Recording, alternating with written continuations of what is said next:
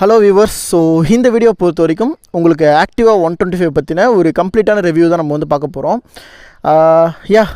இந்த வீடியோ போகிறதுக்கு முன்னாடி இந்த வண்டியை பற்றின நிறைய விஷயங்கள் நிறைய பேர் வந்து பார்த்திங்கன்னா நீங்கள் ஒரு மைண்டில் வச்சுருப்பீங்க. ஆக்டிவா அப்படின்னாலே இந்தியாவில் ரொம்ப அதிகமாக சேல் ஆகக்கூடிய ஒரு ஸ்கூட்டர் அப்படின்னே இது ஊரில் நிறைய நியூஸ் பேப்பரும் நம்ம வந்து பார்த்துருப்போம். நம்ம ரிவ்யூஸ் எல்லாமே ஆல்மோஸ்ட் வந்து பார்த்திங்கன்னா கிட்டத்தட்ட ஓரளவுக்கு ரியலபிளாக ஓரளவுக்கு நம்பகத்தன்மையோடு தான் நான் பண்ணிகிட்ருக்கேன் எனக்கு தெரிஞ்சு. ஸோ நான் ஏதாவது தப்பு பண்ணியிருந்தனாலும் நீங்கள் கமெண்ட் பண்ணுங்கள், நான் தெரிஞ்சுக்கிறேன். அண்ட் நான் சொல்கிற நிறைய விஷயங்கள் நிறைய பேர் ஏற்றுக்க முடியாத, நீங்கள் உங்கள் பைக்லேயும் கிடைக்காது, நிறைய பேர் எக்ஸ்பீரியன்ஸ் வச்சு கற்றுக்கிட்டு இருப்பீங்க. அண்ட் நானுமே எதை வச்சு சொல்கிறேன் ரிவ்யூ எல்லாமே அப்படின்னா என்னோடய எக்ஸ்பீரியன்ஸ். அண்டு நான் வந்துட்டு ஜஸ்ட் இந்த பைக்கை மட்டுமே ரிவ்யூ பண்ணாமல் இதுக்கு காம்படேட்டராக இருக்கக்கூடிய மற்ற பிராண்ட்ஸையும் நம்ம வந்து ஓட்டி பார்த்துருக்கோம். ஸோ அந்த பைக்கை ஓட்டி பார்த்துட்டு இது எல்லாத்துக்கும் இருக்கக்கூடிய சிமிலாரிட்டிஸ் அண்டு மற்ற வண்டிகளோட இந்த வண்டி எந்த வகையில் தனித்துவமாக இருக்குது அண்ட் இவ்வளோ காசு கொடுத்து இந்த வண்டி வாங்குற அளவுக்கு இதில் என்ன விஷயங்கள் பெட்டராக பண்ணியிருக்காங்க, வாங்கலாமா வேணாமா அப்படிங்கிறத என்னோட ஒரு பர்சனல் ஒப்பீனியன் நான் வந்து சொல்கிறேன் நண்பா. என்ன மாதிரியே நிறைய பேர் அவங்களோட ஒப்பீனியன் சொல்லுவாங்க. இவங்க எல்லாருமே சொல்கிறத வச்சு நீங்கள் ஒரு கன்க்ளூஷன் வந்துட்டு உங்களுக்கான பைக் வந்து எடுங்க. ஏன்னா அப்படி தான் ஒரு ரிவ்யூஸ் அப்படிங்கிறது ஒர்க் ஆகும். ஜஸ்ட் நான் மட்டுமே சொல்கிறத வச்சு நீங்கள் வந்து எடுக்க வேணாம். நான் சொல்கிறத வச்சு எடுக்கவும் மாட்டீங்க அண்ட் மற்றவங்க சொல்கிறத வச்சுமே எடுக்க மாட்டாங்க. இப்போ மோஸ்ட் ஆஃப் பேர் எப்படின்னா எல்லா வீடியோஸுமே பார்க்க ஆரம்பிச்சிட்டாங்க. ஒரு பைக்கை பற்றி ரிவ்யூ எடுக்கணும் அப்படின்னா அந்த ரிவ்யூவில் அவங்க எவ்வளோ விஷயங்கள் கவர் பண்ணுறாங்க, அந்த வண்டியை பற்றி எல்லா விஷயங்களும் சொல்லிட்டாங்களா, ப்ராக்டிக்கல் லைஃபுக்கு என்னென்ன விஷயங்கள் இருக்குது அப்படின்னு தான் நான் வந்து சொல்லியிருப்பேன். அண்ட் இதே தான் மற்றவங்களும் சொல்லியிருப்பாங்க. ஓகேவா? ஸோ ஜஸ்ட் ரிவ்யூ வீடியோஸ் எல்லாத்தையுமே நீங்கள் ஜஸ்ட் ஒரு வீடியோவாக மட்டும் பாருங்கள். அந்த வீடியோஸில் பார்த்துட்டு இப்போ நான் ஒரு விஷயம் உங்களுக்கு ஒன்று சொல்லுவேன், நான் சொல்லாத இன்னொரு விஷயத்தை இன்னொரு நண்பர் சொல்லுவார். ஸோ அந்த மாதிரி அவங்க சொல்கிறதெல்லாம் வச்சு இந்த வண்டி நீங்கள் ஒரு கன்க்ளூஷன் வந்து எடுத்திங்கன்னா உங்களுக்கு ஒரு பெட்டரான பைக்கு நீங்கள் உங்கள் லைஃபுக்கு சூஸ் பண்ணுற மாதிரி இருக்கும். இது என்னோட சின்ன அட்வைஸுங்க. அண்டு நான் சொல்லக்கூடிய வீடியோஸ் எல்லாமே வந்து பார்த்திங்கன்னா ஒரு ப்ராக்டிக்கல் மீன்ஸ் அப்படின்னா பைக்கை ஓட்டுனதை வச்சு அது ப்ராக்டிக்கலாக ரோட்டில் பர்ஃபார்மன்ஸ் பண்ணுறதை வச்சு அதோடைய பவர் ஃபிகர்ஸ்லாம் எனக்கு அந்த அளவுக்குலாம் தெரியாது. நான் புக்ஸை பார்த்துட்டு வர மாட்டேன். ஜஸ்ட் வந்து என்னென்னா அந்த கேட்டலாகில் என்ன பவர் இருக்குதுன்னு பார்த்துட்டு அதுக்கேற்ற பர்ஃபார்மன்ஸ் ரோட்டில் என்ன கொடுக்குது அப்படிங்கிறது தான் நான் ஒரு கம்பேரிஷனாக சொல்லுவேன். ஸோ அதனால் பேப்பர் ஒர்க்ஸ் படி நான் சொல்கிற விஷயங்கள் வேறு அண்டு நான் வந்து பைக்கில் ஓட்டுற விஷயங்கள் வேறு. நான் சொல்கிறது ஓகேங்களா, ஜஸ்ட் பேப்பரை வச்சு நான் வந்து சொல்லாமல் உங்களுக்கு அந்த வண்டி ரோட்டில் என்ன மாதிரி பர்ஃபார்ம் பண்ணுது அப்படிங்கிறத நான் சொல்கிறேன். ஏன்னா நம்ம வீடியோஸை பார்க்கக்கூடிய ஒரு 80% வியூவர்ஸ் எல்லாருமே என்ன மாதிரி இருக்கீங்கன்னா ஒரு ஒர்க்கிங்காக இருக்கீங்க, இல்லைனா வந்துட்டு ஒரு மெச்சூர்டான ஆடியன்ஸாக இருக்கீங்க. ஸோ நமக்கு யூடியூப் அனலைஸ்ட் நான் மட்டும் எங்கே கண்டுபிடிச்சேன், என் யூடியூப்பில் அனலைஸ் பண்ணக்கூடிய டேட்டாவில் அவங்க சொல்கிறது தான். ஸோ ரொம்ப தேங்க்ஸுங்க. உங்களோட நம்பிக்கையை நான் இந்த அளவுக்கு வச்சுருக்கிறதுங்கிறது எனக்கு ஒரு பெரிய ஹாப்பினஸாக தான் தோணுது. நம்ம ரிவ்யூக்கு வந்து பண்ணிடுவோம். ஸோ ஒரு மெச்சூர்டு ஆடியன்ஸ்க்கு ஏற்ற மாதிரியான ஒரு விஷயங்கள்.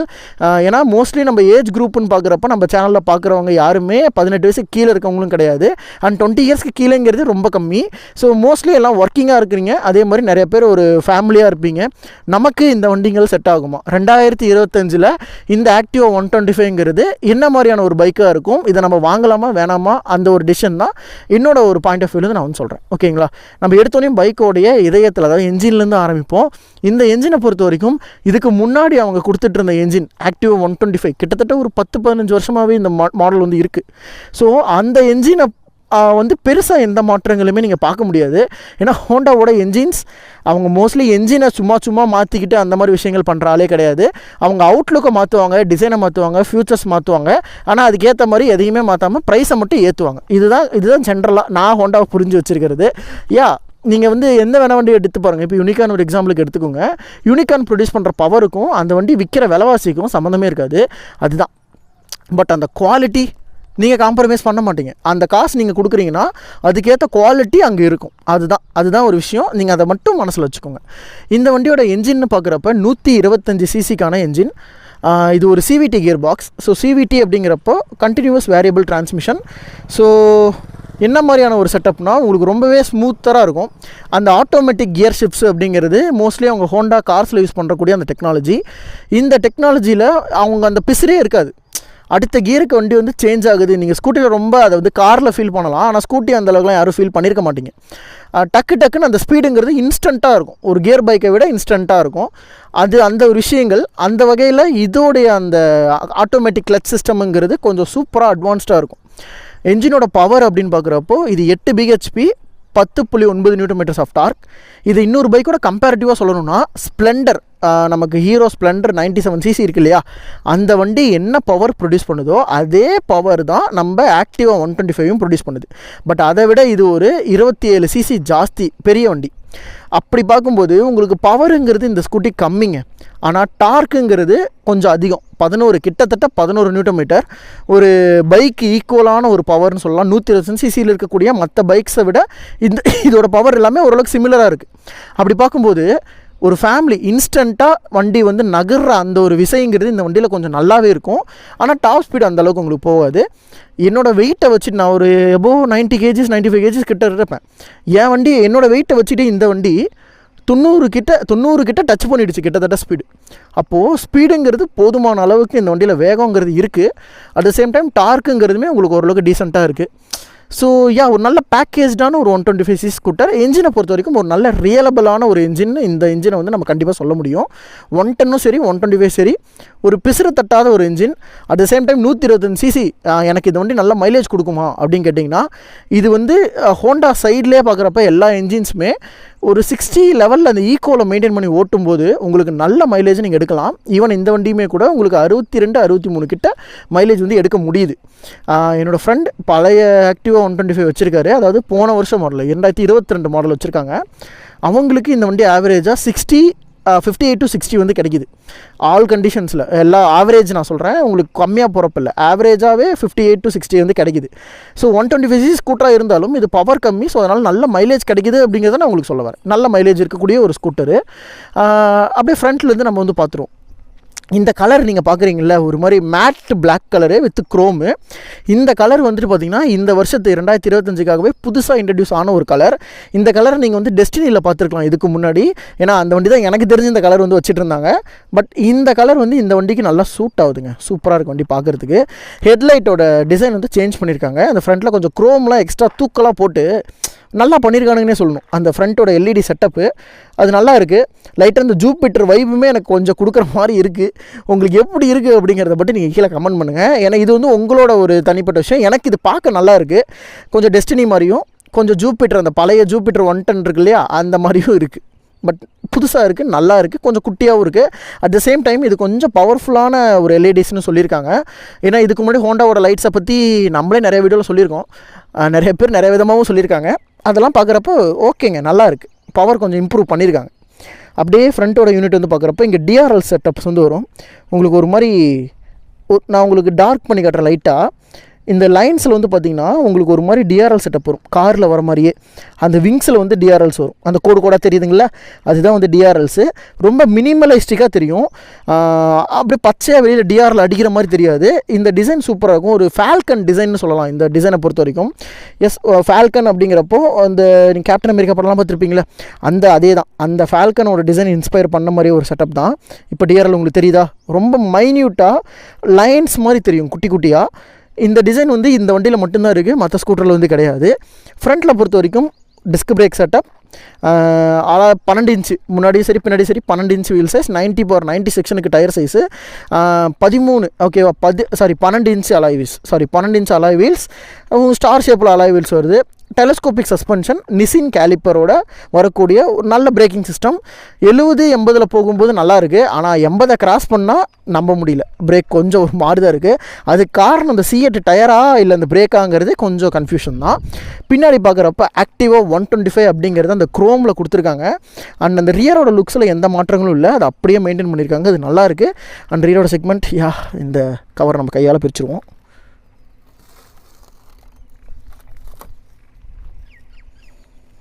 இதுதான் அந்த ரியரோட லைட் செக்மெண்ட்ஸ். உங்களுக்கு ஒரு மாதிரி குரோம் டிசைனில் வந்து கொடுத்துருக்காங்க, நல்லா இருக்குது. அட் த சேம் டைம் இது பழைய டிசைன் தான், இதில் பெரிய மாற்றங்கள் இல்லை. டேங்கை பொறுத்த வரைக்கும் இந்த வண்டி வந்து 5.5 லிட்டர்ஸு, 5.5 லிட்டரு டேங்க் வந்து உங்களுக்கு வருது. ரிசர்வ் போக நீங்கள் 4 லிட்டர் பெட்ரோல் போடுற மாதிரி இருக்கும் எப்பயுமே. E20 updation. அண்ட் இந்த ஸ்கூட்டர் வந்து பார்த்திங்கன்னா BS6ஓட வெர்ஷன் 3 வருது. அதாவது ஃபேஸ் B செட்டப்னு சொல்லுவாங்க. இதுக்கு முன்னாடி இருந்தால A கிளாஸ், இது வந்து B class. So upgraded version இந்த வண்டி தான். இந்த 2025க்கும் 26க்கும் இந்த பி கிரேடட் வெர்ஷன் தான் வரும். ஸோ இந்த வண்டியில் இதுக்கு மேலே பெரிய மாற்றங்கள் இருக்காது. நீங்கள் ஒரு 125cc ஸ்கூட்டர் வாங்க ட்ரை பண்ணிகிட்ருக்கீங்க, அட் த சேம் டைம் அப்கிரேடான ஒரு ஸ்கூட்டர் வாங்கணும்னு நினைக்கிறீங்கன்னா கண்டிப்பாக நீங்கள் இந்த வண்டியை கன்சிடர் பண்ணிக்கலாம். ஏன்னா இதுக்கு மேலே இதில் மாற்றங்கள் கிடையாது. இதுதான் ஃபஸ்ட்டு BS6ல் வெர்ஷன் 3ல் கிளாஸ் பியில் வரக்கூடிய ஒரு பைக்கு. ஸோ இதுதான் அப்டேட்டட் வெர்ஷன் வச்சுக்கோங்களேன். இதுக்கு மேலே பைக் கிடையாது. இதுக்கு மேலே அப்டேட் பண்ண மாட்டாங்க. இதுக்கு மேலே 1.5 வருஷம் ஆகிடும் அப்டேட் ஆகிறதுக்கு. சீட்ஸோட குவாலிட்டி பார்க்குறப்ப லெதர் ஸ்டிச்சிங் நல்லா பண்ணியிருக்காங்க, குவாலிட்டியாக தான் இருக்குது. அந்த ஸ்பாஞ்ச் மாதிரியான ஒரு சீட்டு தான், நல்ல கம்ஃபர்டபுளாக இருக்குது. நல்ல பெரிய குண்டாக இருக்கவங்க, ஹைட்டாக இருக்கவங்க எல்லாருக்குமே ஒரு கம்ஃபர்டபுளான ஒரு ஸ்கூட்டர். லேடிஸ் ஷார்ட்டாக இருக்கீங்கன்னா கூட உங்களுக்கு நல்லாயிருக்கும். வண்டி வெயிட் பார்க்க தான் நல்லா மாடு மாதிரி இருக்குது, ஆனால் வெயிட் அந்தளவுக்கு கிடையாது. வெயிட் நல்லா குட்டியாக மேனேஜ் பண்ணி கொடுத்துருக்காங்க, இது நல்லாயிருக்கு. அப்படியே ஃப்ரண்ட்டோட யூனிட் வைஸ் பார்த்திங்கன்னா இங்கே வந்து டைப் சிக்கான சார்ஜிங் போர்ட். இது வந்து சிக்கான சி போர்ட்டு கொஞ்சம் ஃபாஸ்ட் சார்ஜிங்காக இருக்கும் நார்மல் பி டைப்பை விட. இங்கே ஒரு க்ளவ் பாக்ஸ் யூனிட் வந்து கொடுத்துருக்காங்க, சின்னதாக ஸ்டோரேஜ் ஸ்பேஸ். அண்ட் நமக்கு வந்து பார்த்திங்கன்னா ஒரு ஆல் கண்ட்ரோல் யூனிட் மாதிரி எல்லாமே சேர்ந்த மாதிரி ஒரு இன்டகிரேட்டடான ஒரு சுவிட்ச் செட்டப். இந்த ஃபியூவல் சிஸ்டம் உங்களுக்கே தெரியும், ஆனு சீட்டு ஆஃபு, அப்படியே லாக் சிஸ்டம் வரும். சீட்டோட யூனிட் வந்து அந்த சைட் நான் போய் காட்டுறேன். நீங்கள் சீட்டில் ஃபிக்ஸ் பண்ணிவிட்டு சீட்டை ப்ரெஸ் பண்ணிங்கன்னா சீட் ஓப்பன் ஆகும். ஓரளவுக்கு டீசெண்டான ஸ்பேஸ் தான், ரொம்ப பெரிய ஸ்பேஸ்லாம் கிடையாது. ஓரளவுக்கு குட்டியாக தான் இருக்குது, நல்லா இருக்குது. ஆனால் லைட்டுலாம் எதுவும் கிடையாதுங்க அடியில். ஓகே, சின்னது தான். ஒரு ஹெல்மெட் வச்சுக்கலாம். லாக் வந்து இங்கே வருது. அப்படியே வந்து ஃபியூவல் கேப்புக்கான அதே பட்டன் அப்படியே ப்ரெஸ் பண்ணிங்கன்னா fuel cap. Fuel cap with waterproof container. Yes, இதுக்குள்ளே தண்ணி போகாதுன்னு சொல்கிறாங்க. தண்ணியும் போகலை, நானும் பார்த்துருக்கேன், போகலை, நல்லா தான் இருக்குது. ஓகே, ஆன் பண்ணிடுவோம். சரி, போய்ட்டு ஆன் பண்ணுவோம். ஏன்னா மேட்ரே இங்கே தான் இருக்குது. TFT console win 125cc scooter. இதுக்கு முன்னாடி என்டார்க்கெலாம் கொடுத்துருக்காங்க அப்படின்னு சொன்னிங்கன்னா அதை விட இது வந்து ஒரு ப்ரீமியம், டெஃபினெட்லி ப்ரீமியம். இதெல்லாம் வந்து நீங்கள் ப்ரீமியம் விட்டு இறக்கவே முடியாது, அந்த மாதிரி ஒரு இது. ஏன்னா இதில் கொடுத்துருக்க அந்த கன்சோல் தான் லிட்டரலி நமக்கு வந்து எப்படி ஒரு ஹையர் சிசி இருக்கக்கூடிய ஹோண்டா பைக்ஸில் இருக்க அதே கன்சோல். கிளார் அடிக்குதோ இருங்க. ஸோ இப்போ உங்களுக்கு ஓரளவுக்கு தெரியும்னு நினைக்கிறேன். ஸோ இதுதான் இதோட கன்சோலு. ஆஃப் அண்ட் ஆன் பண்ணி காட்டுறேன். ஹோண்டா, திரும்பவும் ஹோண்டா. ஸோ இதில் கொடுத்துருக்கூடிய கன்சோல்ஸில் என்னென்ன மாதிரியான இன்ஃபர்மேஷன்ஸ்லாம் கொடுத்துருக்காங்க அப்படின்னா டாக்கோமீட்டர் இருக்குது, ஸ்பீடோமீட்டர் இருக்குது. தென் இதில் வந்து ஃபியூவல் இண்டிகேஷன்ஸ்க்கான அதே விஷயங்கள் கொடுத்துருக்காங்க. நமக்கு எஸ்பியில் பார்த்தா அதே சீரிஸ் தான். இது வந்து ஃபியூவல் அண்ட் இதுக்கான கண்ட்ரோல்ஸ் வந்து நம்ம அதில் மோட் பட்டனாக கொடுத்துருப்போமா, பட் இங்கே வந்து ஜாய்ஸ்டிக். ஃபஸ்ட் டைம் ஒரு ஸ்கூட்டரில் ஜாய்ஸ்டிக்கோடு வருது. இதே தான் டியோ 125லையும் இதே தான் வருதுன்னு சொல்லியிருந்தாங்க. ஸோ அது நம்ம டியோ 125 வரப்போ பார்ப்போம். ஸோ ஜாய்ஸ்டிக் வச்சு ஆப்ரேட் பண்ணி பார்ப்போமா. இப்போ என் கையும் உங்களுக்கு கன்சோலும் தெரியும்னு நினைக்கிறேன்.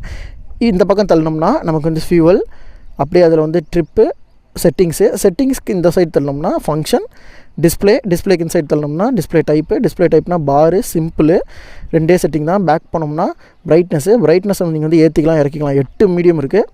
Theme, light, auto, dark. ஏன்னா இது வந்து ஆட்டோ மோடில் வச்சுருக்கோம். நைட் ஆச்சுன்னா ஆட்டோமேட்டிக்காக பிளாக் கலரில் மாறிடும். நான் உங்களுக்கு பிளாக் வேணால் மாற்றி காட்டுறேன். Dark mode போட்டுப்போமா.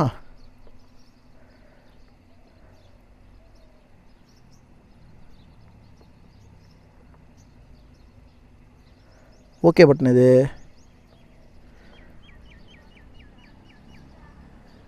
ஒரு ஆட்டோமேட்டிக் செட்டிங்காக இருக்குமோ.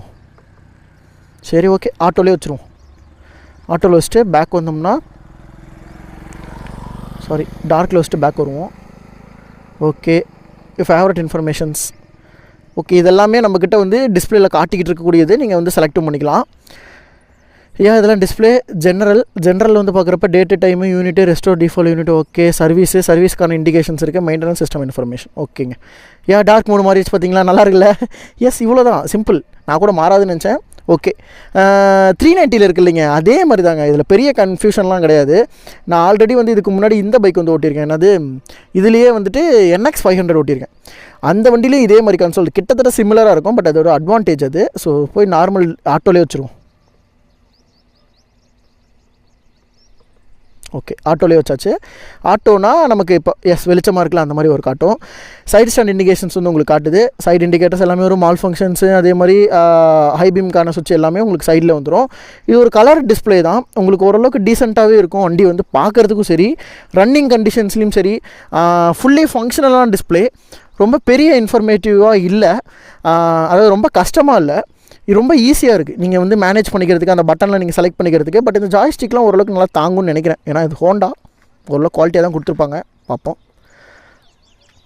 இதிலே வந்து மொபைல் பேரிங்கான சிஸ்டமும் இருக்குங்க. நீங்கள் பார்த்தீங்கன்னா மொபைலுக்கான பேரிங் சிஸ்டம்ஸும் கொடுத்துருக்காங்க. எஸ், ட்ரிப்பு ஓகே, பேக் வந்துடுவோம். ஓகே, மேலே போனோம்னா ஃபியூவல். ஓகே, இதுக்கான மொபைல் பேரிங் சிஸ்டம், ப்ளூடூத் எல்லா விஷயங்களுமே இதில் வந்து அடங்கியிருக்கு. ஸோ நல்லா இருக்குது, இந்த கன்சோலை பொறுத்த வரைக்கும் டீசெண்டாக இருக்குது. சுவிட்சஸோட குவாலிட்டிஸ் எல்லாமே ஓல்டு இருக்க மாதிரி தான். இதில் வந்து என்ஜின் கில் சுவிட்ச் இல்லை, இது வந்து ஆட்டோ ஸ்டார்ட் சிஸ்டம். ஸ்டார்ட் பண்ணோம்னா இதுக்கு முன்னாடி இதே வெர்ஷனில் இருந்திருக்கு, அதே மாதிரி தான். ஸ்டார்ட் பண்ணி நீங்கள் ஜஸ்ட் மூவ் பண்ணிங்க அப்படின்னா வண்டி வந்து ஆஃப் ஆகிடும். திரும்ப நீங்கள் வந்துட்டு ரன்னிங் கொடுக்கும்போது வெறும் த்ராட்டில் மட்டும் கொடுத்தீங்கன்னா ஸ்டார்ட் ஆகிடும். அந்த மாதிரி சிஸ்டம் தான், ஐடியல் ஸ்டார்ட் சிஸ்டம் மாதிரி தான். இண்டிகேட்டர்ஸ், ஹாரன் சைலண்ட்டாக கொடுத்துருக்காங்க, நல்லாயிருக்கு. இந்த கலர் டிஸ்பிளே நல்லா இருக்குல்ல. ஆக்சுவலி இந்த பேனல் எப்படி இருக்குது அப்படிங்கிறத கமெண்ட் பண்ணுங்கள். இந்த கலருக்கு இந்த வண்டிக்கு செட் ஆகுதா அப்படிங்கிறதையும் கீழே கமெண்ட் பண்ணுங்கள். ஸோ ஓவராலாக பார்க்கும்போது இந்த வண்டியோட ஃபியூச்சர்ஸ்னால் இவ்வளோ தான். ஃப்ரண்ட்டில் எல்இடிஸ், கன்சோல் வந்து சேஞ்ச் பண்ணியிருக்காங்க, ஃப்ரண்ட்டோட டூம் செட்டப் வந்து சேஞ்ச் பண்ணியிருக்காங்க. மற்றபடி பெருசாக இந்த வண்டியில் மாற்றங்கள்னு இல்லை. டைப் பி போட்டு எடுத்து டைப் சி போட்டு கொடுத்துருக்காங்க, இவ்வளோ தான். ஸோ இதோடைய ப்ரைஸ் அப்படின்னு பார்க்குறப்போ நான் சொன்ன மாதிரி 1,25,000 1.25 லட்ச ரூபா இந்த செக்மெண்ட் வருது. ஆக்சஸ் 125, என்டார்க்கு, இது எல்லாமே சிமிலாரிட்டியாக இதே ப்ரைஸில் தான் வருது. நீங்கள் ரே 125 எல்லாம் எடுத்துக்கிட்டாலும். பட் அதை விட இது கொஞ்சம் அட்வான்டேஜ்னால் இது டிஎஃப்டி மாடல். ஸோ டிஎஃப்டி கொஞ்சம் அட்வான்டேஜாக இருக்குது. அதுவும் இல்லாமல் BS6ஓட லேட்டஸ்ட் இன்ஜின் இந்த வண்டியில் யூஸ் பண்ணியிருக்கிறதுனால இதுதான் ஃபஸ்ட் அப்டேட்டட் ஸ்கூட்டர். ஓகே, இதுக்கப்புறம் தான் மற்ற பிராண்ட்ஸில் அப்டேட் பண்ணுவாங்க. அந்த விதத்தில் பார்க்கும்போது நல்லாயிருக்கு. யாராவது பிளானில் இருக்கீங்க அப்படின்னா நீங்கள் இந்த வண்டியை கன்சிடர் பண்ணி பார்க்கலாம். மைலேஜ் நான் சொன்ன மாதிரி ஆவரேஜாக 55 to 60 உங்களுக்கு டீசெண்டான மைலேஜாக கிடைக்கும், நீங்கள் ஓட்டுற ஸ்பீடை பொறுத்து. ஸோ ஓவராலாக இந்த வண்டியை பொறுத்த வரைக்கும் இவ்வளோ தான். அண்ட் நம்ம சேனலில் தொடர்ந்து இதே மாதிரி நிறைய வீடியோஸ் வந்துட்டுருக்கோம். ஸோ நம்ம சேனலை பொறுத்த வரைக்கும் சப்ஸ்கிரைப் பண்ணி சப்போர்ட் பண்ணுங்கள். உங்களுக்கு இந்த ஸ்கூட்டர் பிடிச்சிருக்கா, நீங்கள் ஆக்டிவ் 125 ஆல்ரெடி வச்சுருந்தீங்கன்னா உங்களுக்கு என்ன மைலேஜ் கொடுக்குது அப்படிங்கிறதையும் கீழே கமெண்ட் பண்ணுங்கள். ஸோ இதே மாதிரி நம்ம சேனலில் தொடர்ந்து நிறைய வீடியோஸ் வந்துட்டுருக்கோம். ஸோ மறக்காமல் சப்ஸ்கிரைப் பண்ணி உங்கள் ஃப்ரெண்ட்ஸ்க்குலாம் வீடியோவை ஷேர் பண்ணுங்கள் நண்பா. இதே மாதிரி இன்னொரு சூப்பரான அட்டகாசமான ஒரு பெஸ்ட்டான ஸ்கூட்டரோட நெக்ஸ்ட் வீடியோவில் நான் வந்து உங்களை மீட் பண்ணுறேன். தேங்க்ஸ் ஃபார் வாட்சிங் நண்பா. Take care and bye.